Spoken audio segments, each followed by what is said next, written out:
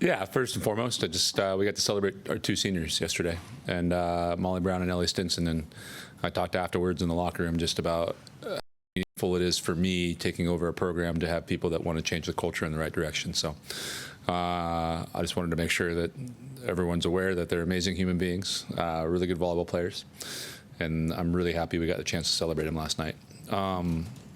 Regards to the game of volleyball, we're playing good volleyball right now, and someone just asked me if the SEC tournament starts next year, right? And I'm like, yeah, I wish it was right now because I think we could do some damage.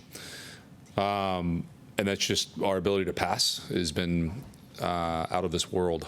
I think for 6 of the last 8 sets, it's been really hard to break us in that skill. And serving wise, we're coming around there. And then just ability to run an offense. And I think we're balanced right now. We're able to hit people in a lot of different ways. So a tough match coming up on Saturday. South Carolina's had a good season so far. It's a tough place to play. I don't know how attendance will be coming off Thanksgiving. But they're in a do-or-die situation with the 2 matches this weekend, and if they win both, they're for sure in. And if they win one of them, they're probably in. So I think we're going to see a caged animal backed into a corner trying to fight for their life, and we're looking forward to it. We like those challenges. Sweet. We'll open questions to the back with Ben. Coach, you beat me to it, but with the SEC tournament starting next year, I guess you like the idea of having that. But how do you, I guess this year, try to use this game and handle that time off in between your last regular season game and the NCAA tournament? Yeah. There's a lot that goes into that, and it's like you're in the situation room and all of a sudden something hits and you're like, go. And so there's not a lot of time. There's travel plans that have to be made. There's scouting that has to be done. And all of a sudden, instead of preparing for playing Friday, Sunday, you're playing Friday, Saturday, or Thursday, Friday, possibly. So it gets there in a hurry. I think using this last match, I like to reframe things from we're going to have a difficult match against an opponent that has their back against the wall into we get a chance to play a playoff-like atmosphere against a really good volleyball team that'll prepare us for the NCAA tournament. So I think this week it's that, get a little bit of rest these next couple days and make sure that we recharge the batteries and we're ready to go for the home stretch of this season. Fly down to South Carolina, take care of business. And again, use that as an experience to make sure that we're ready for the tournament. And then we'll see what happens on Sunday, who we're going to play. We're pretty much a lock. I don't think there's any way we could possibly not be in the tournament at this point, but you never know what happens. So, but looking forward to the challenge. We'll go second on the left to Alex. Yeah, last time you guys won 3 games in a row, you followed with a 3-game losing streak. Just what do you feel like is going to be the key to keep that consistency and not have some ebbs and flows? Can I use the word consistency in my answer? Consistency is the thing I think that we need the most, and we've talked a lot about it. That starts at practice. That's showing up every single day with the intent of I'm going to master today is the thing that we talked about leading into this weekend.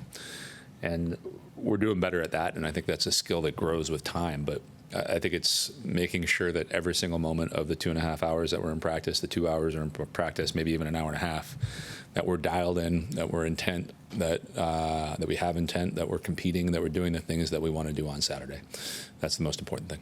And then with a noon start to your match, think there's an outside chance y'all could catch the plane back home in time to make kickoff?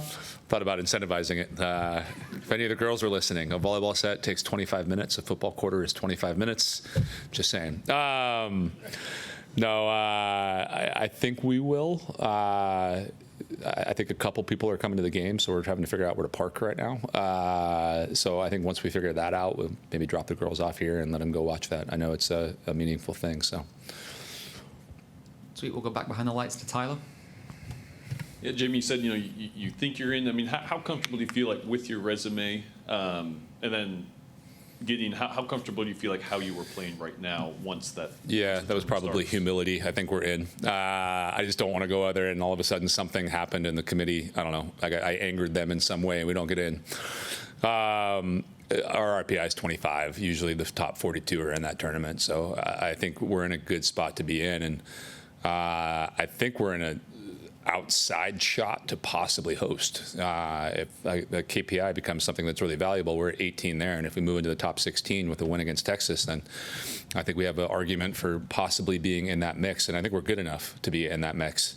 So I feel ultimately comfortable that we're going to be in. It's just a matter of where we're seated. Yeah, I feel pretty confident about where we're at. Now it's just about making sure that we have a seed that can get us into a good spot. And then with your ties to Texas, have you had people reaching out to you ahead of this week, just kind of about the the football game that's being played? No, not really, actually. I think the ties I have to Texas are in the middle of the season and the home stretch of this thing, and everyone's grinding right now. And we're probably one of the few teams that kind of had this 2 days. Maybe not, because everyone's playing on Saturday, but some other teams have a game on Wednesday. So I haven't had anybody reach out. It probably will happen a little bit more as the week goes on later on here. But again, I'm looking forward to reigniting a long rivalry that should be a very exciting game.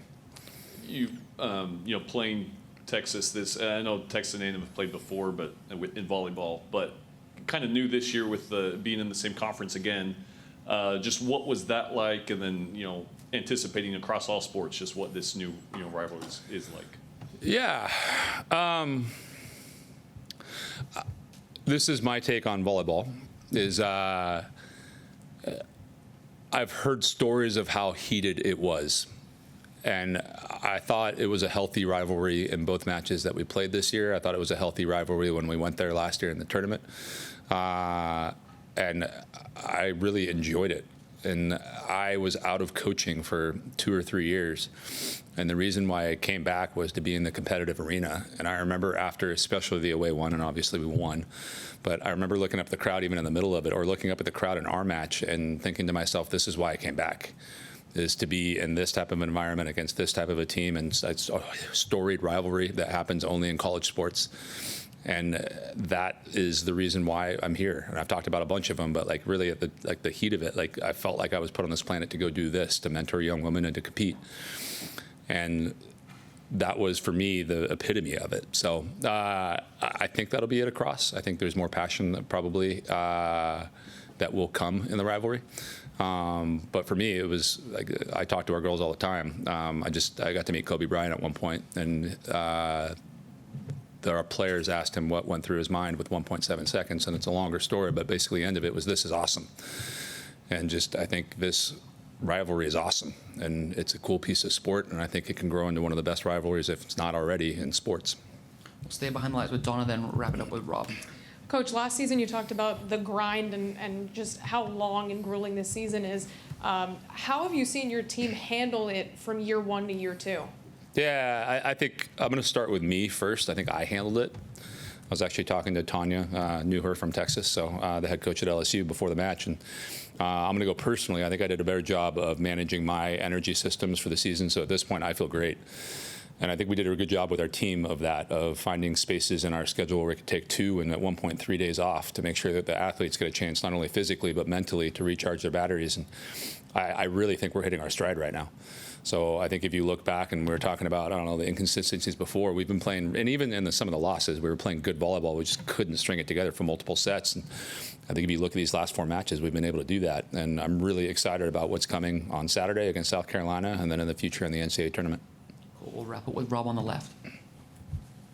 Howdy, Coach. Howdy. So, you just got through signing a very nice class, and, a win over Texas in Austin turned heads nationwide. Yeah. Tell me what a big deal that was for recruiting and calling people and them knowing what had just happened. Yeah, I think we've had kind of one of those each year. I think last year it was the Florida match that was on ESPN, and then this match that we played.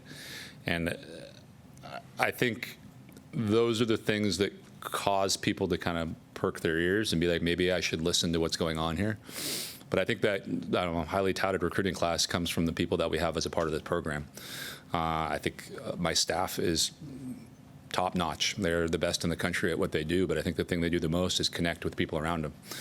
And they really care about the people around them, and that shines through. And then it goes to the athletes that we have here that are part of this program now. And I think as people's ears are perked by these wins, all of a sudden they really get under the hood and get to know what it is that we're doing and what it is that we're about and how we teach and how we develop.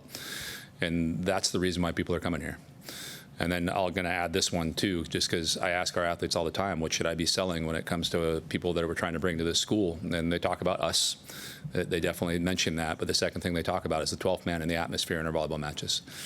And we were just talking about it around the dinner table yesterday. You go to other places and there's fans that are there, and they might be loud in a not great way in terms of getting on you, but just they were talking about our fans and how respectful they are, but how much they're in our corner. And there were a couple times last night where I looked up and I think there were a couple missed serves that were caused by the 12th man. And I think at one point I didn't challenge a call because all of a sudden I looked over and somebody in the crowd was like, no, and they're a piece of this too. So I think those wins are important. I'm really process driven in terms of I don't want to be, I don't know, a one-year wonder or something like that. I want this thing to be something that's sustained over time. So whenever I'm making decisions and thinking about that, it's how do we win a national championship 4 years from now? And I want to win as much as we can this year, but also just how do we keep churning towards that over and over and over again?